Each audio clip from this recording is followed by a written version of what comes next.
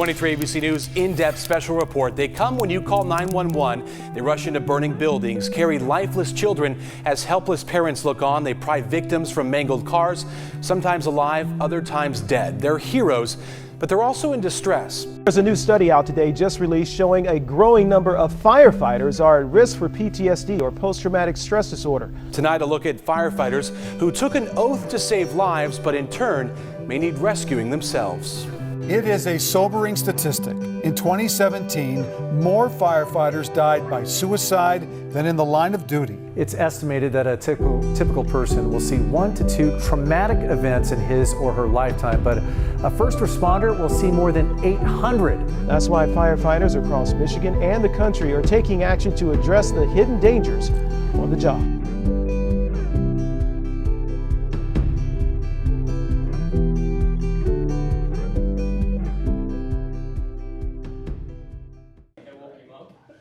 Yeah, before you knew you were working, that's the difference. Tell them, hey, we gotta call the construction fire, get to 61, we need you now. Just tell them that we'll go and drive back and stuff. We can start though, so we can hit the. Yeah, you're good. Okay. I think I've been pretty honest and expressive about it, but I always say to everyone, call me if you need anything at any time and any day. And I think I really do mean that. And, I'd do anything for you guys, and I'm sure you guys would do the same for me. When we're walking into a building that's on fire or into a house that we don't know if someone's going to attack us, I have your back and you have mine. And I'm going to make sure at the end of the day that you get out safe and you can go back to your family. And my name is Sarah Kwok, and I'm a paramedic firefighter. Like 30 minutes later, we were all on the river doing hasty searches and looking for people in the river. Two's been there for weeks. It's true. I love this job so much that I'm willing to give up so much. In a sense, that's giving up a lot of family time and a lot of relationships. I think our capability to connect with our own family, we're just, it's hard because we're so used to being so amped up here, and we're so used to seeing such traumatic or emotional events that sometimes when we go home, just the simple things like going to Christmas lights, it doesn't create that type of happiness for me anymore. It's a lot of time. Oh, he's meeting with every shift too? Every person. I think a lot of the things that we experience that changes us is things that are very similar and close to home. I think we compare a lot, and we've had calls that just essentially just make us think, what if that was my family? What if that was my nephew or kid? We see things on a weekly basis that people probably don't see maybe more than twice in their life.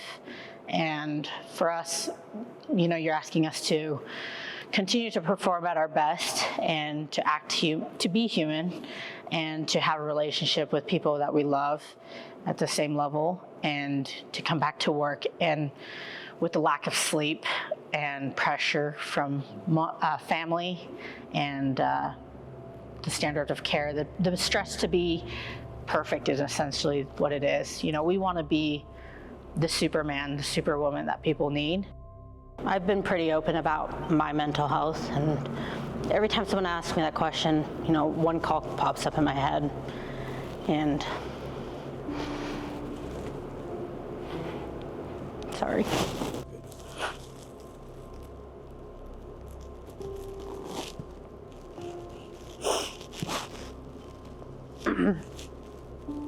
Sorry.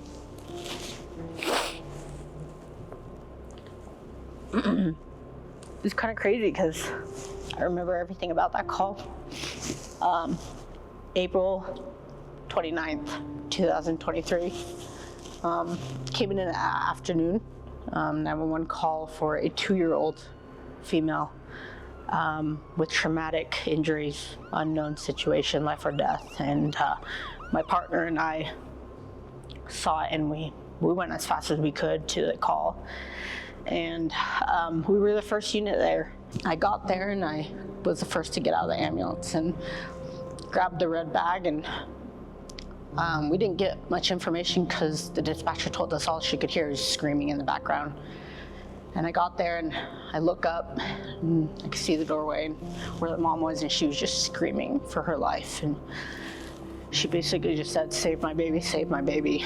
And I walked right in with my partner right behind me, and we both kind of were talking throughout our call going there, like, hey, what are we gonna do? What do we need to do about this kid? Like, we don't know what the injuries are.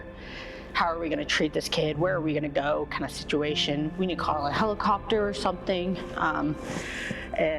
Just kind of going over what our plan was before we got there. And when I got there, walked into that doorway, and you could just see it was super clean house. They were doing a Saturday cleaning, and mom was screaming at the porch, just crying, and dad was, just punching walls, just mad and crying. And I see this man in the very backyard. He's shirtless, and I was like, what is happening? And I walk up, and it turns out it was the neighbor, and I was like, why is your shirt off? And I see it on the ground, and he's like, I couldn't look at her anymore. And that's when I knew that the little girl was under her shirt, his shirt. And the guy was crying, and he was scared. And I said, it's okay. I was like, go stand on the side. It's like, you don't have to see this anymore. And I put the bag down, and I kind of knew she was gone, but I needed to make sure if she was still alive that we could save her. But you could see her little feet and hands outside the line. They were a little t-shirt, and she wasn't moving, and her whole other body was covered, so we didn't know what the injury extent was. So I knelt down on her right side, and my partner was right across me next to her left side, and we both looked at each other, and she said, are you ready? I was like, yeah, I'm ready. We took the shirt off and just saw the injuries, and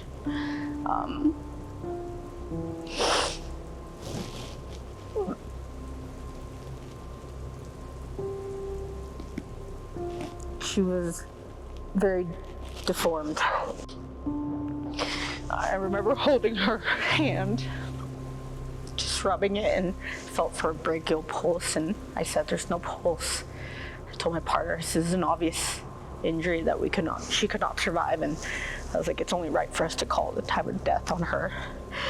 And I remember calling time of death at 12:14. And my partner at that time was going through medic school and really wanted to do so much more for her and wanted to save her. And he was in denial. I was like, hey, let's do something. Like, let's figure out if we can save her. And I said, no, look at her head. Nobody could survive that. And I told my partner, I was like, go over there. There's police now. I was like, go to the police, stay with them. Let me handle the family. So I got up and I covered her back up, and I just said, I'm sorry. It's like, I'm sorry. I just felt so bad for this little girl. And I immediately went to the mom, and I grabbed her, and I carried her back to the porch because she just wouldn't move. I was really happy with that respect that we gave to that little girl. But essentially, we left the scene. My partner and I cleared, and he went back to the station, and he started typing the report, and I just started washing rigs. Didn't sleep that night at the station. I couldn't fall asleep. I think we all stayed awake, and we just worked. I was actually, in a way, spiraling out of control at that time. I was pretty deep into my depression, and I had actually bought life insurance. I was getting to a point where I wasn't healthy, and I had plans and everything. When people have traumatic events, so that can be anything, we kind of call it little T or big T type events, okay? Little T are kind of those day-to-day things that occur over time that have an accumulative effect, and they can impact the brain just as much as these Criterion A events. The Criterion A events are, for first responders, it would be, showing up to a car accident, showing up to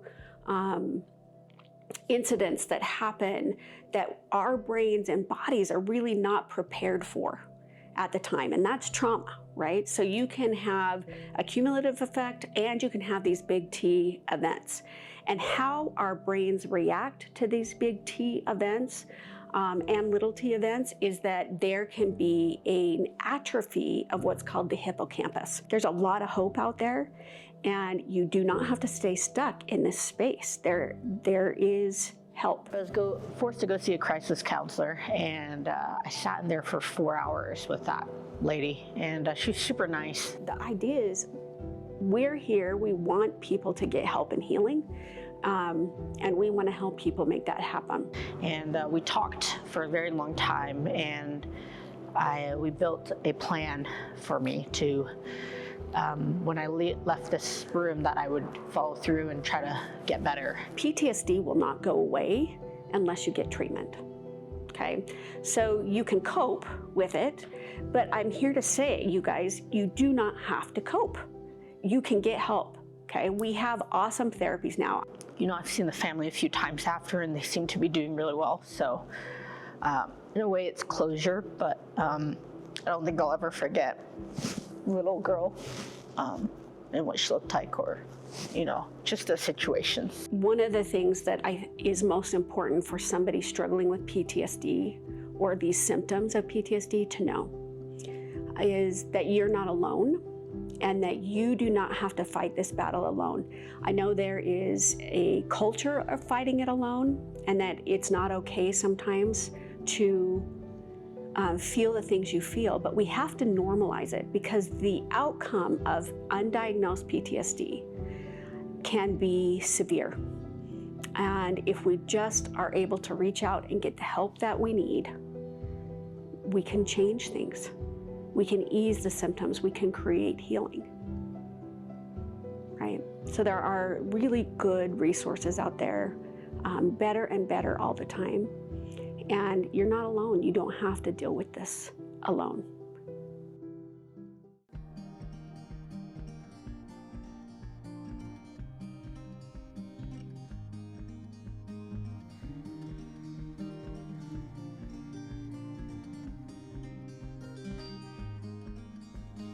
Put your lips on mine.